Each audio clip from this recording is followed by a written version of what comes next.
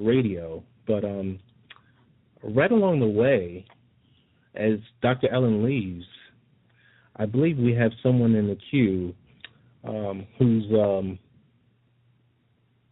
an author, a CEO, a time management expert.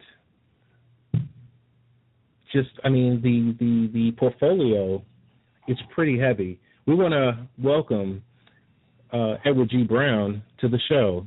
Ed, how you doing? I'm doing very well, Ted, and thank you for having me on. Oh, it's our pleasure. It's our pleasure. And I got to tell you that a few weeks ago, Ed, we posted your blog, the 6 mental martial art tips to making studying easier and fun. So a lot of hits, a lot of people had questions about the blog post. So just tell us, how did you go about writing the book? Well, I spent almost 3 decades, Ted, studying the problem of not enough time, too much to do, and wondering, as a consultant to major corporations, whether that was an excuse or a legitimate reason. And after that research, I found out it was a very legitimate reason. And those victims, particularly the ones who suffered from the downsizing of corporations in America these past 2 decades, were asked to do the same amount of work after the downsizing as they were prior to the downsizing, and it just wasn't fair, and it was unrealistic. So I looked into what it was that was causing the grief, and I found out it was unwanted, unnecessary, and completely unproductive interruptions. Thus, I wrote the book to provide everyone with the solution after completing a video called Structured Time and Workflow Management, where the results were so outstanding, I started receiving fan mail and testimonial letters and being asked to write the book, frankly, by my clients so that everyone could read it and have the book version of the videotape.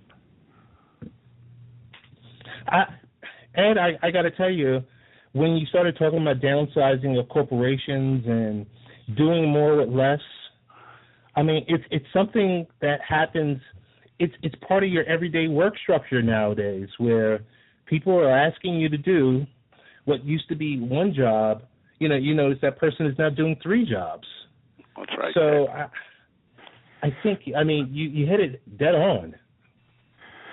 The students I have 2 kids, and they suffer from mental leakage. When they try to concentrate, they bear down, they try to focal lock, which is the name I've given to concentration, and they can't. There's just too much going on in their life. So apart from corporations and the issues of downsizing, are what students go through when they try to increase their GPA and find that they live in an interruption culture where it's kind of cool to interrupt one another, but it's really not cool when it comes to trying to pass that exam, cram for the exam, and increase their GPA. So I'm reminded of a wonderful quote from Winston Churchill. Don't interrupt me when I'm interrupting you. It seems to be today's axiom that really goes on. No, Ed, I think you're totally right, because nowadays with social media, could you imagine being a teenager and you're sitting there with whatever device that you have, and you're connected to 10 different social networks, and it's going off every 5 seconds with this one's updating or that one has a response to it, and you're trying to sit there and you're trying to study for a test. Exactly. GChat, Facebook, Twitter, YouTube, Snapchat, emailing, texting. Thank God I wasn't around in the early days when I went to school. There was no internet. I never would have gotten out of college. Yeah, I tell you, it's funny when you share your age and you're like, well, this was my report, and I typed it up on a typewriter, and just to see how things are nowadays. But I just want to get into there's 6 points that you mentioned that we included in our blog article. The first one is you can transcend your environment. The second one is... Oh, go ahead. Go ahead. Yeah, no, please proceed. Oh no! You can transcend your environment. Give us a brief summary of your thoughts on that. There's no reason you have to live your life like it was a thermometer. You can live your life like a barometer. When the heat is unbearable, that doesn't mean you have to suffer. You can actually transcend thinking about the heat and feel cool if you know how to do so by having constructive acceptance of whatever's going on in your life. And you can get past whatever it is that you suffer from that cannot be changed. I think about the serenity prayer, Ted. God, give me the serenity to accept that which I cannot change, the courage to change the things I can, and the wisdom to know the difference. That's constructive acceptance, and it interfaces with transcending the environment. Well, you took the number 2 point, so I'll go to the number 3 point, which is you can visualize the ideal. Visualizing the ideal self is another psychotherapeutic technique. There's actually 6 of them. Transcending the environment, constructive acceptance, visualizing the ideal self, positive affirmations, changing your internal computer, and that means you actually have a faulty chip. If you have a faulty chip, you change it just like you would with your own computer. And psychological counterpunching. Would you like me to explain them? Sure. Well, we've gone over transcending the environment and constructive acceptance and visualizing the ideal self. One of the most interesting techniques is visualizing positive affirmations. Yes, I can. No, you can't. Yes, I can. No, you can't. Sort of arguing with yourself, but making it necessary to believe in yourself well enough so that you can take on whatever challenges you have and thus transcend the environment and do so with constructive acceptance. They all work together. One of my favorite is psychological counterpunching. Let's go over that one. Constructive acceptance is very important, but if you have a need to offset a negative feeling or when you're having mental leakage, you do so by visualizing the negative as a right cross. Remember, Muhammad Ali was the greatest counterpuncher of all time. He would block a right cross with a left cross and come back with an uppercut and knock out his opponent. I use that concept as a metaphor for doing what I call a psychological counterpunching. Visualizing the negative right cross, mental leakage, blocking it with a left cross, and a positive mindset to knock out the negative mental leakage with a positive affirmation uppercut. All this is done, Ted, while doing meditative relaxation, which is the real psychological martial art. I don't know, Ted, do you do any meditating at all?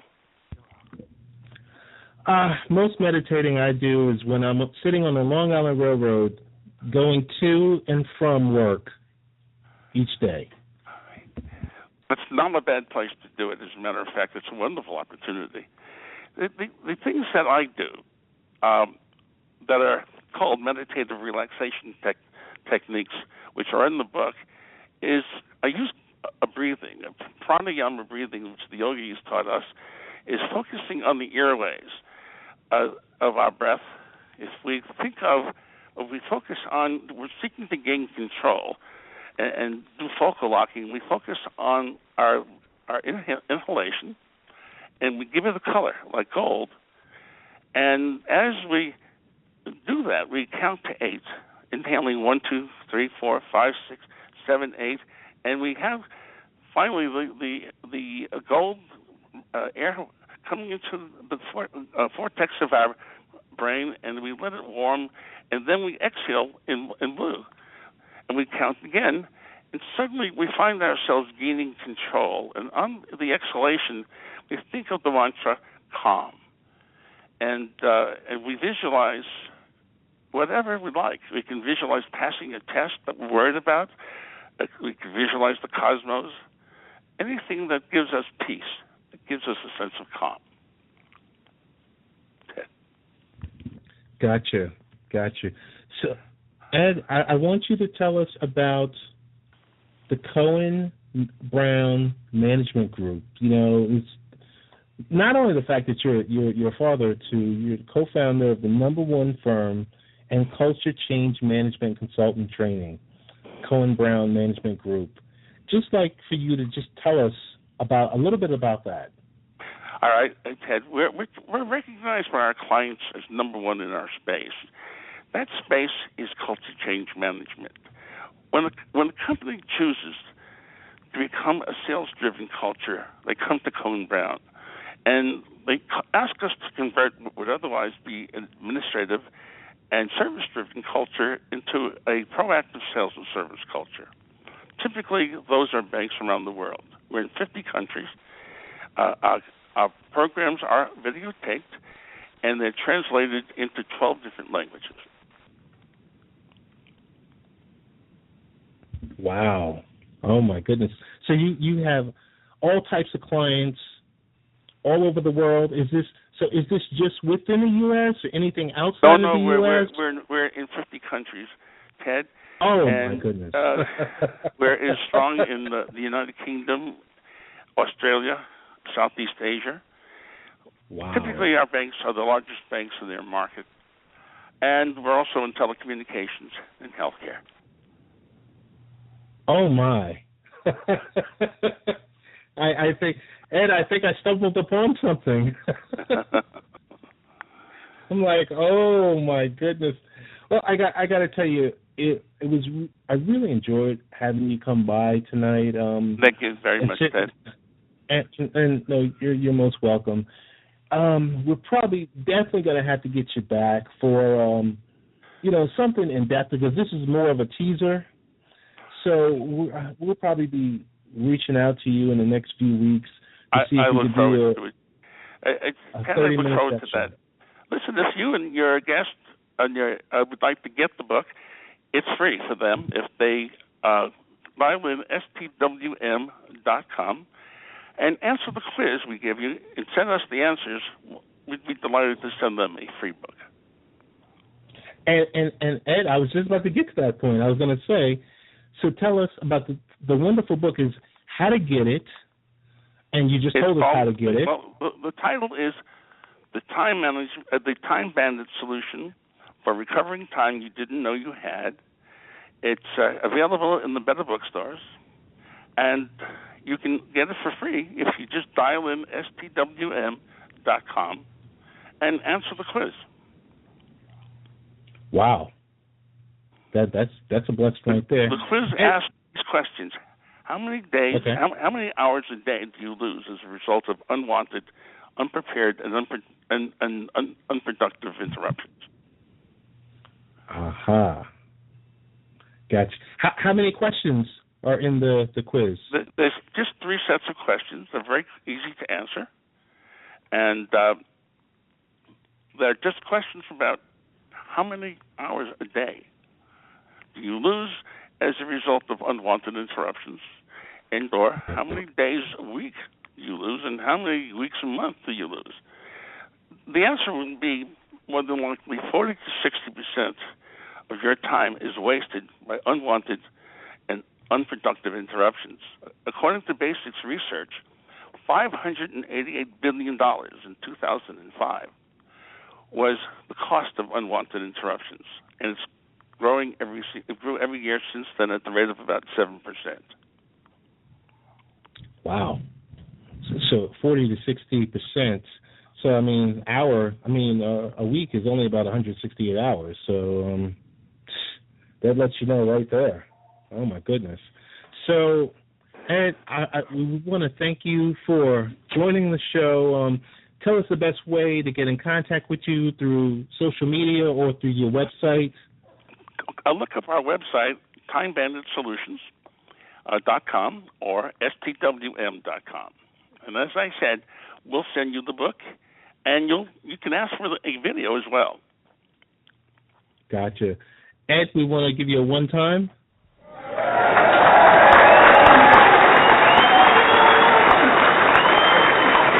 Well, thank you. Thank you very much, everybody.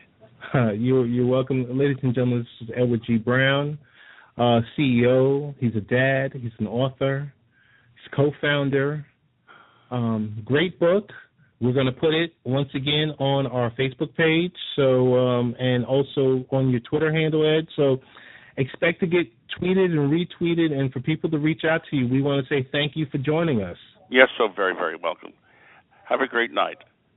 You too. Thank you. And ladies and gentlemen, that was Edward G. Brown. So our first two guests of the night were Dr. Ellen Albertson, psychologist, nutritionist, wellness coach, and Edward G. Brown, who's an author. He's a CEO. He's a co-founder, all of the above. But we got to save the best for last because we got someone coming through here, one of the, I like to say, one of the original 504 boys. And it looks like he's in the queue, so we're going to bring him on live. But as Michaela, also, as we affectionately